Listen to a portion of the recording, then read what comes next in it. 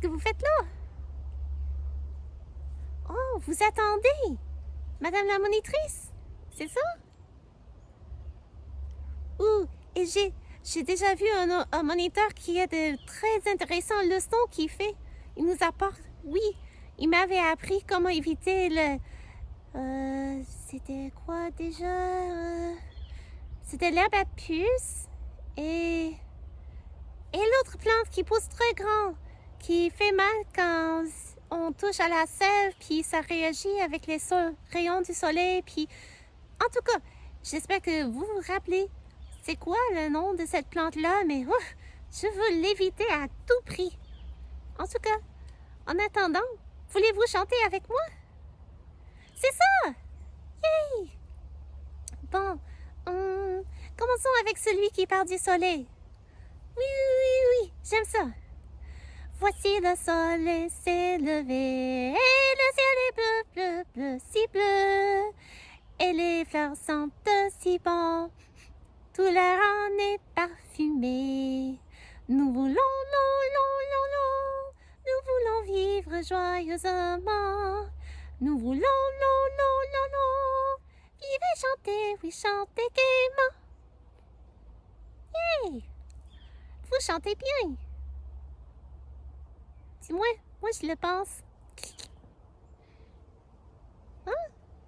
Oh oui, oui, oui, oui. Oui, oui, oui. Oh, j'aime cette chanson-là. Ah, allons-y, allons-y. Savez-vous ce qu'il y a un? Savez-vous ce qu'il y a un? Il n'y a qu'un seul Dieu qui règne dans les cieux. Il n'y a qu'un seul Dieu qui règne dans les cieux. Savez-vous ce qu'il y a deux? Savez-vous ce qu'il y a deux? Il y a deux testaments, l'Ancien et le Nouveau. Il n'y a qu'un seul Dieu qui règne dans les cieux. Il n'y a qu'un seul Dieu qui règne dans les cieux. Savez-vous ce qu'il y a trois? Savez-vous ce qu'il y a trois? Il y a trois personnes en Dieu. Il y a deux testaments, l'Ancien et le Nouveau. Il n'y a qu'un seul Dieu qui règne dans les cieux. Il n'y a qu'un seul Dieu qui règne dans les cieux. Savez-vous ce qu'il y a quatre? Savez-vous ce qu'il y a quatre? Il y a quatre évangiles, il y a trois personnes en Dieu. Il y a deux testaments, l'Ancien et le Nouveau. Il n'y a qu'un seul Dieu qui règne dans les cieux. Il n'y a qu'un seul Dieu qui règne dans les cieux. Savez-vous ce qu'il y a cinq? Savez-vous ce qu'il y a cinq? Il y a cinq livres de la loi, il y a quatre évangiles, il y a trois personnes en Dieu, il y a deux testaments, l'Ancien et le Nouveau. Il n'y a qu'un seul Dieu qui règne dans les cieux, il n'y a qu'un seul Dieu qui règne dans les cieux.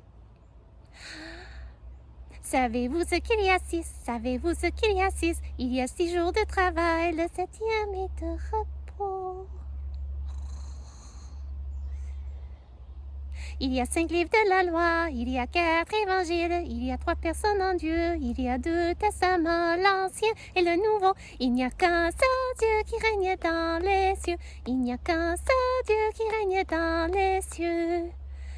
Savez-vous ce qu'il y a 8? Savez-vous ce qu'il y a 8? Il y a 8 personnes dans l'arche, il y a 6 jours de travail, le 7e est de repos. Il y a 5 livres de la loi, il y a 4 évangiles, il y a 3 personnes en Dieu, il y a 2 testaments, l'Ancien et le Nouveau. Il n'y a qu'un seul Dieu qui règne dans les cieux, il n'y a qu'un seul Dieu qui règne dans les cieux. Yay! J'aime vraiment cette chanson-là. Oh! Y a-t-il un autre? Oh oui, oui, oui! C'est vrai! J'avais presque oublié, hein? D'accord.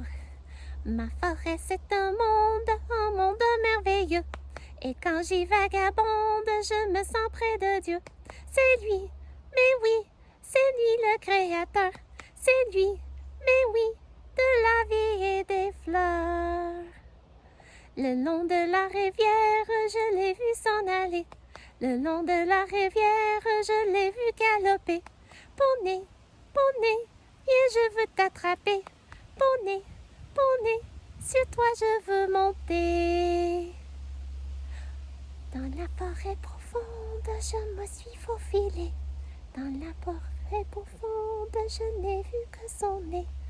Renard, renard, J'ai croisé ton regard, renard, renard, mais quand je viens, tu pars. Ma forêt c'est un monde merveilleux. Et quand j'y vagabonde, je me sens près de Dieu. C'est lui, mais oui, c'est lui le créateur. C'est lui, mais oui, de la vie et des fleurs. Yay! Oh, quoi? Oh, vous révisez votre verset aussi. Oh oui, c'est quoi cette semaine?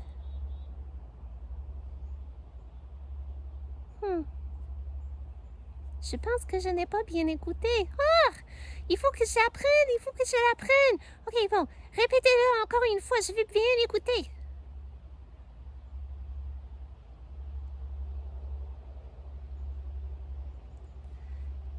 Romains 6, 23. Laissez-moi voir si je peux faire tout le verset au complet, d'accord? Romains 6, 23. Car le salaire du péché, c'est la mort, mais le don coûteux? Non. Le don... Oh, c'est ça! Le don gratuit de Dieu, c'est la vie éternelle en Jésus-Christ, notre Seigneur. Je connais ce bout-là. C'est bien. Merci les amis de m'avoir aidé à réviser mon verset pour la semaine. Puis, oh, je pense que je vois la monitrice qui s'en vient. Alors, à la prochaine! Bye!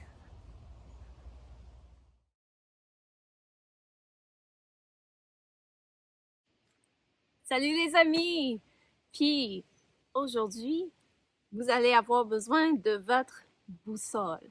Alors j'espère que vous avez votre boussole avec vous et nous allons juste faire un peu de révision avant de commencer. La partie plate s'appelle la plaque. C'est transparente, on peut voir à travers. Puis la flèche qui est sur nos boussoles est bleue. La flèche sur la plaque, c'est la flèche de direction. Elle nous pointe dans la direction souhaitée. Puis, il y a aussi le cadran rotatif qui bouge. Il y a l'aiguille rouge qui est aimantée, qui pointe toujours vers le nord. Puis, il y a la maison qu'on appelle la maison de la flèche, la maison de l'aiguille rouge. Alors, c'est la flèche rouge qui est dessinée à l'intérieur du cadran rotatif et quand l'aiguille rentre là-dedans, elle est chez elle. Puis, maintenant, nous allons mettre nos boussoles à plat.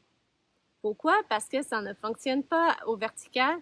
Vous allez les mettre à l'horizontale, à plat. Puis, tournez-vous jusqu'à ce que l'aiguille rouge rentre chez elle.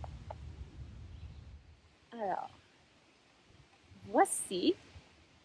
Mon cadran rotatif n'est pas bien aligné, je vais juste l'aligner. Et maintenant, je sais que le nord se trouve par là.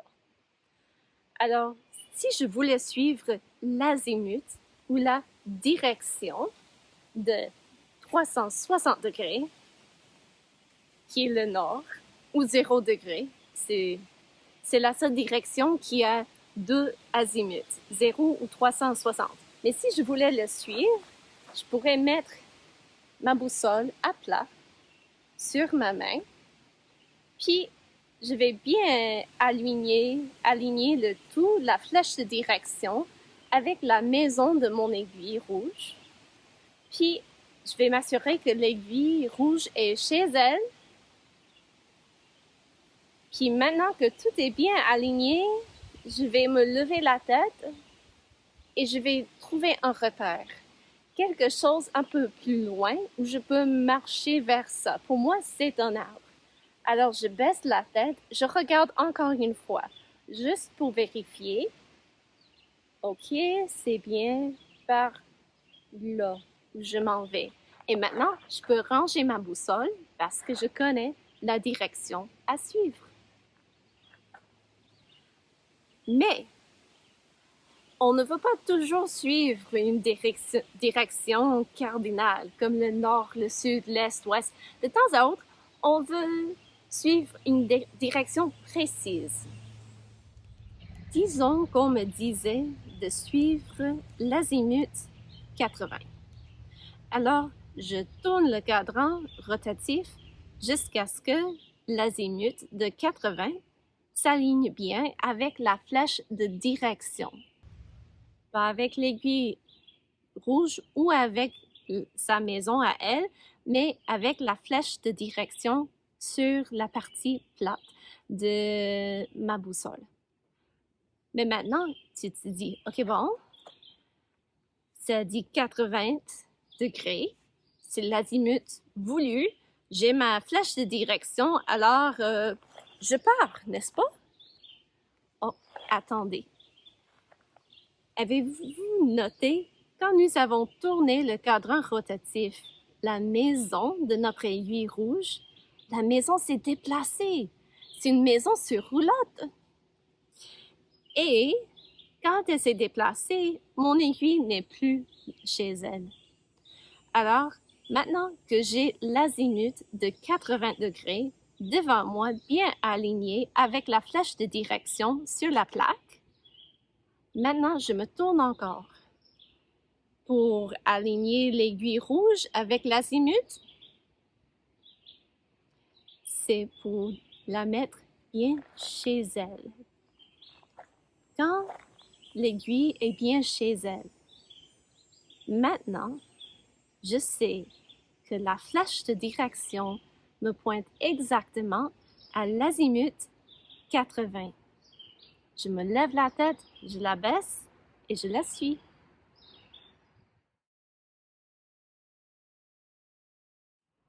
Essayons encore. Cette fois-ci, choisissons l'azimut 220. D'accord? 220. Alors, je tourne le cadran rotatif pour bien mettre l'azimut 2020 devant moi qui s'aligne avec la flèche de direction. L'as-tu fait? Tu tournes, puis jusqu'à ce que 220 s'aligne bien avec la flèche de direction qui se trouve sur la plaque. Mais maintenant, c'est certain que l'aiguille n'est pas chez elle. Il faut que je me tourne pour la rentrer chez elle. Je ne tourne pas le cadran, je me tourne. Alors, lentement.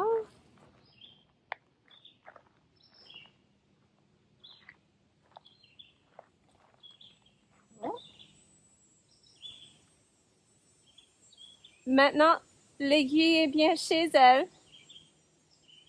Et je sais que la flèche de direction me pointe dans la direction que je dois suivre, si je veux suivre l'azimut 2020. Alors, je lève la tête, je trouve un repère, je baisse ma tête, je m'assure que tout est bien aligné et je pars. Non, je reste avec vous. Puis essayons encore. Disons maintenant que je veux suivre un azimut de 300. Alors, je tourne le cadran pour aligner la flèche de direction avec l'azimut 300. Bon. Mais parce que l'aiguille n'est pas chez elle, je mets la boussole à plat sur ma main et je me tourne lentement jusqu'à ce que... Oh, l'aiguille est chez elle. Et quand l'aiguille est chez elle, je sais que la flèche de direction me montre le bon chemin à suivre. Je dois m'aligner avec ma flèche de direction. C'est bien. Je vois des arbres au loin qui sont un peu spéciaux. Je les prends comme repère. Je vérifie. Et maintenant, je peux mettre ma boussole dans ma poche et je peux aller vers mon repère pour suivre l'azimut.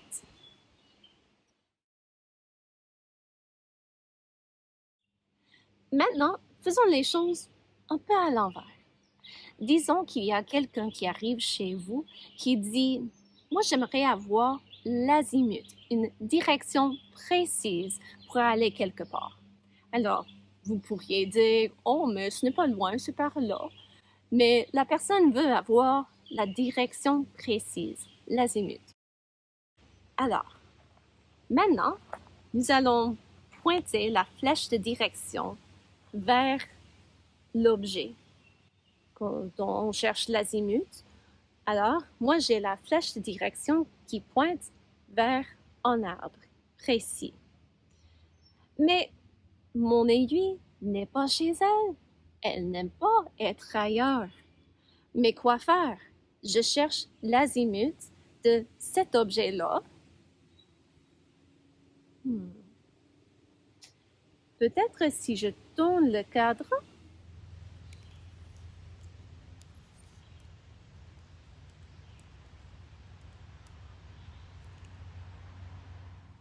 Alors, au lieu de tourner la boussole, je tourne le cadran rotatif pour que l'aiguille rentre bien chez elle. Quand mon aiguille est bien chez elle, la flèche de direction me donne l'azimut, la direction précise de l'arbre devant moi ou de l'objet devant moi. Alors, moi, je fais encore la vérification. Je lève la tête, je m'assure que je me suis bien alignée, je baisse la tête pour vérifier que l'aiguille est bien chez elle et je répète quelques fois juste pour m'assurer. Puis je peux prendre ma boussole et lire l'azimut. En ce cas-là, c'est entre 100 et 120. Alors, chaque petite ligne sur nos boussoles à nous représente 2 degrés. Alors, je compte 1, 2, 3, 4, 5. Mais c'est comme entre le 5e et le 6e. Alors, 5 fois 2 font 10. Puis, parce que c'est entre les deux, je vais rajouter un degré, qui veut dire que notre objet, l'arbre, se trouve à un azimut de 111 degrés. Veux-tu essayer encore? J'aimerais essayer encore. Alors, on recommence. On va tout remettre comme si on vient d'ouvrir la boussole et on va la mettre à plat sur une de nos mains ou sur une table, mais d'habitude, on est dehors quand on utilise ça. Puis maintenant, je vais choisir un fougère qui est juste là. Disons qu'on joue comme un jeu pour dire hey, « moi, je vois quelque chose qui est vert à l'azimut » et on donne la direction. Alors, moi, je vais m'assurer que la flèche de direction va se pointer vers l'objet. Dans ce cas-là, une fougère. Puis je vais tourner le cadran rotatif. Je veux que l'aiguille soit bien chez elle. Et une fois qu'elle est bien chez elle, je vérifie. Oh. Ok, je suis bien alignée. L'aiguille est bien chez elle. Alors maintenant, je peux prendre l'azimut, qui est entre 40 et 60. Alors, chaque 5 égale 10. Alors, 1, 2, 3, 4, 5. Ça veut dire 40 plus 10 font 50. Puis, c'est à la première petite ligne après le 50. Alors, c'est 2 de plus. Parce que chaque petite ligne représente 2 degrés. Alors, ça veut dire 52. C'est à l'azimut 52. Pouvez-vous trouver l'azimut 52? Oh, c'est maintenant le temps de révision, parce que vous n'êtes pas ici avec moi. Alors, il se peut que ça, chez vous, sur votre ordinateur, n'est pas à l'azimut 52. Alors, tournez vos cadrans pour bien mettre la direction 52 alignée avec la flèche de direction. Une fois que vous avez mis 52 et vous l'avez bien aligné avec la flèche de direction, tournez-vous lentement pour que l'aiguille rentre chez elle. Et à ce moment-là, vous pouvez voir que vous avez trouvé l'azimut 52 en suivant la flèche de direction.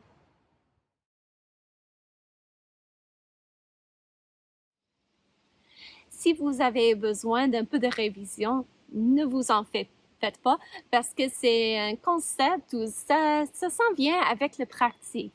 Alors, mettez-vous à pratiquer. Regardez encore la vidéo, puis faites pause et essayez. Puis lançons un défi aux parents, à papa, à maman, aux cousins, aux cousines, aux oncles, aux tantes, à n'importe qui que vous pouvez trouver. Lancez le défi de s'entraider, de trouver des azimuts et je crois que vous allez bien vite apprendre comment faire ça simple comme bonjour. Alors, c'est ça. À la prochaine!